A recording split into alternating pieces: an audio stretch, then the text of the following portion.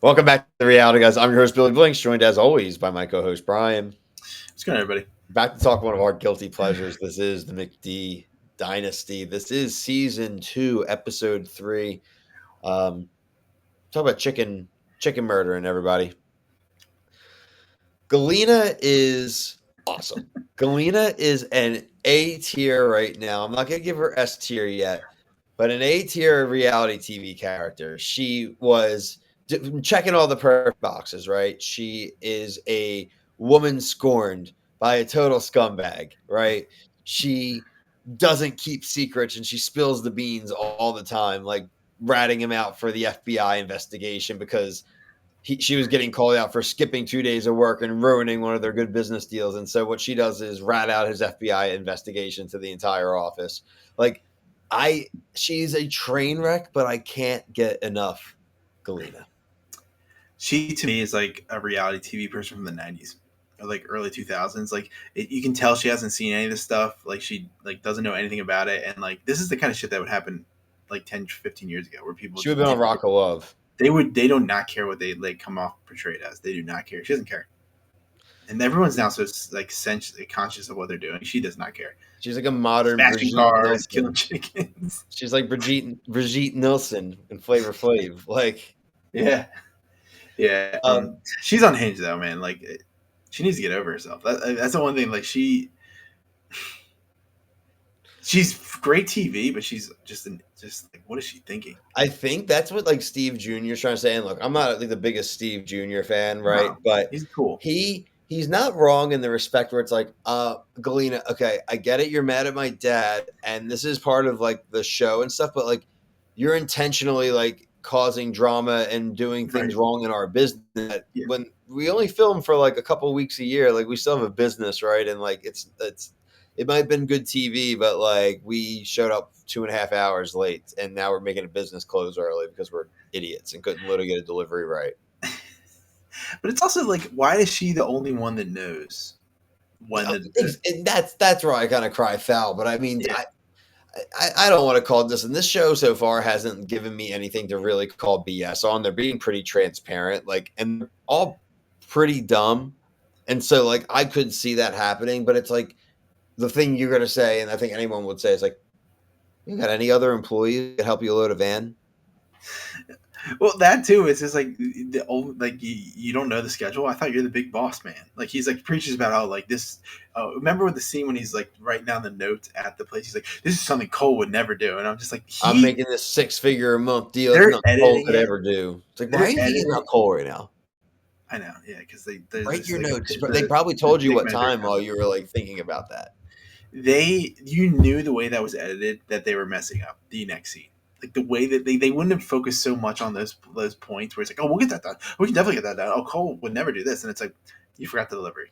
You're big effing dopes, and again too, like look, the whole like fake drama between like I want to live in the city and I want to live in the farm. It's like, well, we're all know how this story ends. She's gonna move out there. She's gonna move to the farm. Yeah, they can still keep their house, and she can still have it and go hang out. Oh, I was thinking he moves out there. Like, why? No, I think she's moving to the farm. He put the ultimatum out there, bro. They also did the timing wrong. He's like, I live an hour and a half away from the farm, and they said like an hour later he showed up to load the meat. That doesn't match up. The math. He flew the crop flyer. Yeah, but that doesn't match up, man. When you take the helicopter. Congrats to Cole.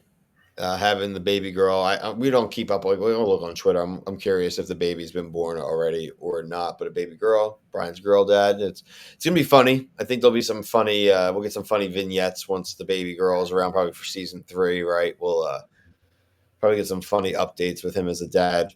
His stories have gone like very cold, obviously, with him being monogamous and not effing around. Rightfully so. But like compared to season 1. Yeah, because it's hard to his cheating ways last season, but I don't think the way he looks now, there's no way. He's a blimp, dude. Yeah, it's tough, man. I mean, everyone goes through it. Everyone goes through it, but it is drastic. But again, it's like he's happy, it seems, right? And he's saying having a little girl. We'll see. We'll see. if he is Brian, let's put it this way, right? We know this. If he is unhappy, he's not going to become mega happy or having a kid. He's going to end up more miserable and more trying to act out. So we'll find out pretty quick, probably, if this guy really is happy or not. Like, is he going to start doing like what his dad would do and take all these long, unnecessary trips, right? All this kind of crap, right? So I think we'll find out pretty quickly. Yeah, if he's drinking after the baby's born.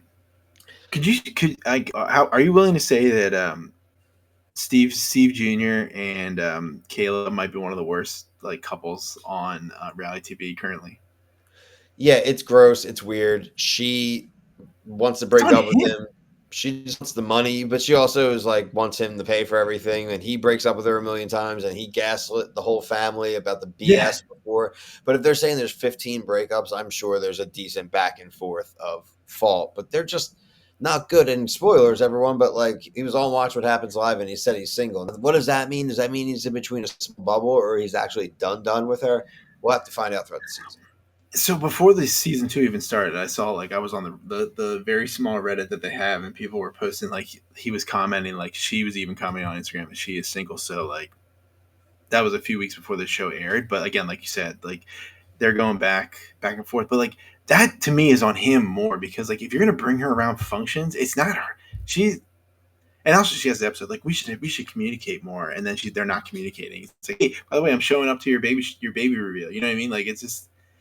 It's like seems a little fabricated. The show needed to insert some kind of drama. What kind of drama is there going to be? Look, they didn't know the chicken murders were coming, and that phone call was coming, right? And I still love, again, like Steve Sr., like, bro, show your face on the damn camera. Like, you don't be calling and watching the Ring cameras and stuff. I agree. He needs to show his face at least once. We want to see your face. Yeah, I know. It's ridiculous. Like we just flashbacks and. We're not going to get him, though. But, I mean, to me, that just makes him look like even more of a coward than he actually is.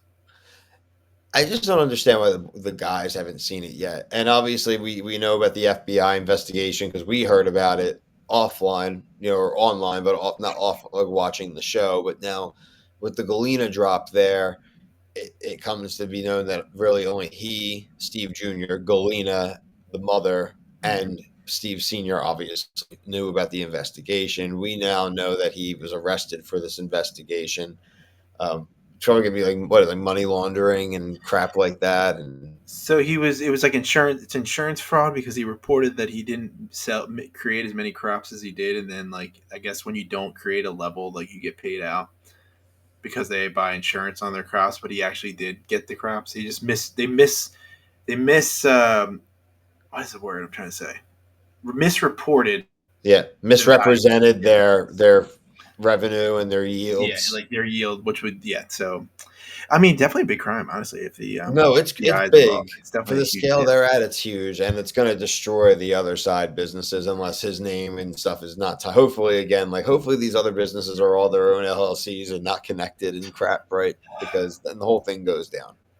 Yeah. I'm very interested to see how the brisket comes back as a test. Yeah, that's the one thing I really wanted from this episode once it came up, and we didn't get to see it. And I really we might find out next week. I need to find that out. And I do like that we are going to get in a confined space Galyna and her ex-best friend. Is it Micah? Yeah, Micah. Mika. I say Micah, but one of them. Yeah. Those guys are mad. Those dudes were mad at the brisket place, and I'd be mad too because I've smoked stuff too, and you cannot be late, like completely messes up your day. Yeah, inexcusable. But this is why I like this show. No, I like it. I love how they wore those aprons the entire time. Like I love it. Like it's great branding. They were so flustered that they didn't even know what to do, and they wear everything on their sleeves, Brian, and that's why I love this show.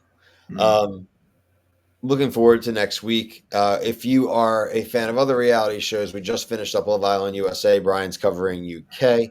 We just did a review for Bachelor in Paradise. We have a long kind of a diatribe about the status of Bachelor Nation. So if you're a Bachelor fan, you should check that out. Check out our social medias, our Instagram, our Twitter, our TikTok, all at The Reality Guys.